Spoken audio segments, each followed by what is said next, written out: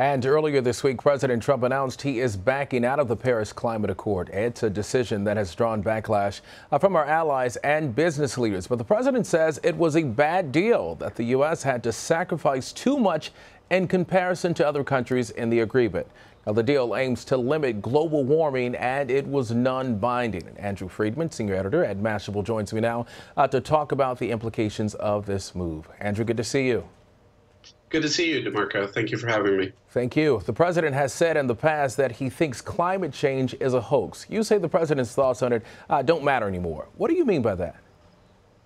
What I mean is his actions are what matters now. It's absolutely clear by the people he's kept around him, by the team he's built up, and by his Paris decision and other policy decisions like getting rid of the Clean Power Plan at the EPA, that, he's really governing in a way where he at least does not see this as a major risk to this country. And it's consistent with his past views on it, saying it was a hoax. He may not say hoax anymore, but essentially, what he is doing is what is important and what should be focused on, rather than, these statements that the White House couldn't seem to make this week. Andrew, it begs the question, what kind of impact could this decision have on America's credibility at the negotiating table? It has a huge impact. This is actually the second time that the United States has helped to negotiate a climate agreement and then backed out under a subsequent president. And at some point, countries are going to really look to us and say, are we going to do this again? It calls into question the word and authority of the U.S. president. If one president can negotiate something and the next one can just reverse it.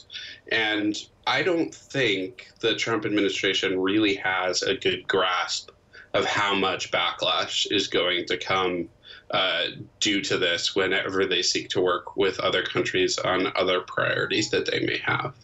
In a recent article, you broke down how pulling out of the Paris Climate Agreement affects Americans. How so?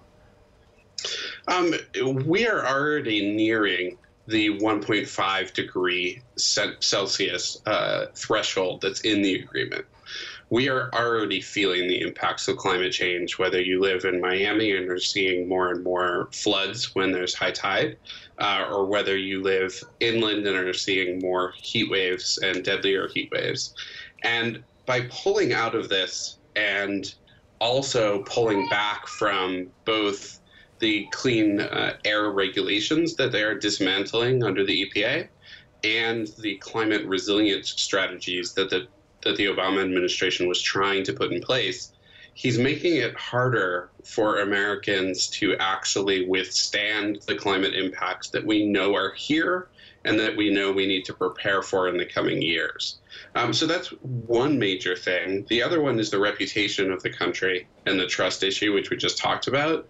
And there's another one, too. There's actually fear that with so much funding cuts coming to scientific agencies, from the EPA to the Department of Energy to the National Science Foundation, that a lot of our top minds on climate science and climate risk are going to go abroad for jobs.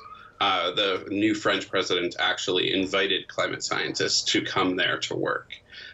We've seen this play out in Australia already with scientists going to China, where there's increased funding on clean energy technologies. All right. Well, thank you very much, Andrew Freedman, senior editor at Mashable. Good to see you.